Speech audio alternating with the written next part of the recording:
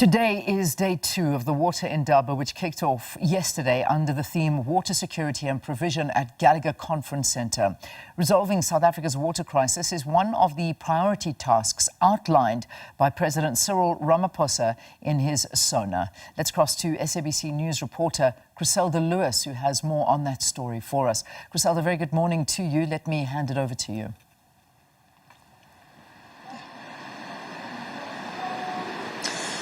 Indeed, Leanne, a very good morning to you on day 2 of the Water Indaba from the Gallagher Conference Centre here in Johannesburg, where the sector is looking at ways to improve South Africa's water sustainability. So, indeed, you mentioned yesterday President Cyril Ramaphosa opening this Indaba, reflecting on how far the country has come in terms of the provision of water, making reference to, for example, in 2022, with access to clean water standing at 88.5% and access to improved sanitation then standing at just a little over 80%, 80.7%, in fact. So those are one of the contrasts, if you look at the apartheid legacy, where in 1994, approximately 30% of the population had lacked access to adequate water supply, and more than 50% were without adequate sanitation, for example. So significant strides, Leanne, have of course been made since then, but it's not without its challenges, to hampering service delivery. Billions of litres of water are still being lost in water leaks. Aging infrastructure is one of the challenges. Corruption is also one of the big challenges within the sector. Without wasting time, I'm going to, of course, before I go to the Deputy Minister, the Deputy President, Paul Mashatile, who chairs the Water Task Team that was established, you'd recall, by President Cyril Ramaphosa to mitigate these water crises in municipalities. We'll talk about that in just a moment, and effectively intervene to resolve some of these water challenges in the country. He's expected to close this conference a bit later on today. But I want to bring in the Deputy Minister of Water and Sanitation, Sitolo, and he joins me this morning. Deputy Minister, thank you very much indeed for your time. So let's get away from what the challenges were. We discussed this yesterday. President Cyril Ramaphosa indicating that we know what the challenges are. It's time for solutions. You broke up into commissions yesterday, and one of the key aspects that was addressed was a possible look at legislation that could be amended to deal with some of, is it over 100 or about 100 municipalities that have effectively collapsed, that need to be in charge of the service delivery? So certainly, and one of the things that the minister did last year was to request the department to really sample 100 municipalities that are in dire state at the moment, particularly if we look at the green drop, no drop and blue drop reports that were released in 2023, which ultimately led to that water summit that was held in January 2024. So what has happened is that there has been amendments that have been introduced in the Water Services Act, and those amendments give effect to the separation between a water services authority, those are municipalities, as well as a water services provider. So we're introducing a license system to say that where a water services authority is able to appoint a capable licensed water services provider. In this instance, we can make the example, for example, of Rand Water. For example, you can bring in a private sector, but somebody that will be able to fundamentally deal with the issue of water provision as well as sanitation. And the ring-fencing, which has been a key word, and you would have also seen from DG Dr. Sean Phillips' presentation, the key word that is being ring-fencing, revenue that is generated from the sale of water services back into the water and sanitation infrastructure. And so those are the fundamental legislative amendments that we're making, and we're looking forward to, of course, submitting those particular amendment, the Water Services Amendment to Parliament. I think we've gotten a green light from the State Law Advisor in as far as that is concerned. So that is part of the interventions that we're making at a national level, making sure that we're able to intervene timeously, and making sure that we're also able to allow the Department of Water and Sanitation to be proactive in the manner in which it is able to obviously look at the drop reports that will be coming out also that we have already started this year. Once we see what is happening, we're able to then say, look, you as a water services authority, clearly you are failing, and you need to be able to appoint a water services provider that is licensed. And because currently there are municipalities that are both a water services authority as well as a water services provider, which is a referee and a player at the same time, which has led to the kind of state of collapse that we are seeing in our country. Yeah. With all those amendments, on the ground, these are, of course, measures that are concerning at national level. Yeah.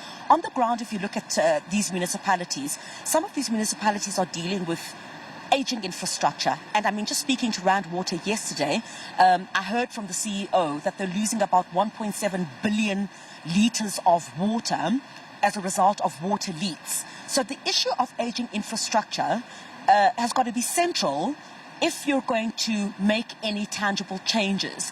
How is that issue going to be dealt with? And perhaps let's also touch on the issue of corruption. Yesterday, the minister also touched on the issue of corruption, where it's almost to get water tanks into communities has become big business.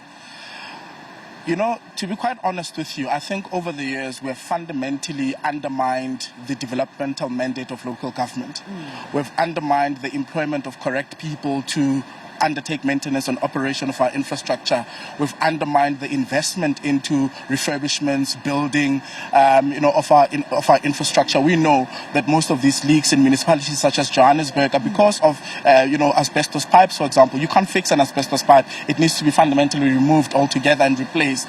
And that is the key thing that I think, in hindsight, one has to look at and say, but, with the Auditor General having said so much about the collapse of municipalities, what was happening from an intervention point of view? We know that there's no Section 63 that has fundamentally worked. We know that there's no Section 139 that has fundamentally worked in the country. So what needed to happen? Because, ministers sit around the table in cabinet. I believe that, that should have been the discussion that had taken place long ago, 10, 15 years ago. But we are here now. So we have to be able to say, how do we then bring in the private sector? But then, most importantly, civil society is at the heart of addressing some of these issues. I mean, they're the ones who clean our rivers. They're the ones who report these leaks. How do we bring them on board in order to be able to say, right, what is your role that you need to play? But we know financing is a big issue. How do we come up with blended financing methods? How do we come up with National Treasury, which is introducing, of course, the ring-fencing and some of the incentives that they're introducing to metropolitan municipalities that then take up the ring-fencing methods to say, we are going to ring-fence. We're going to have this entity, for example, and it's going to be purely focused on the HR. It's going to be focused on it's going to have complete control of water services in those particular metros, and also moving to other water services authorities once the success rate, of course, is able to be measured in metropolitan municipalities. Yeah. And also the element of criminality. I must emphasize this point, and I want to make this point without, I wish I could speak Setswana and say,